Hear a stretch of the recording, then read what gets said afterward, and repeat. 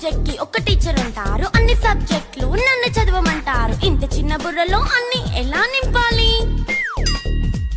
Class work, home work, fair notes అంటారు. Subject కి 3 books పెట్టి బ్యాగ్ నింపుతారు. ఇన్ఫాక్ట్ నా బరువు కన్నా నా బ్యాగ్ బరువే ఎక్కువ.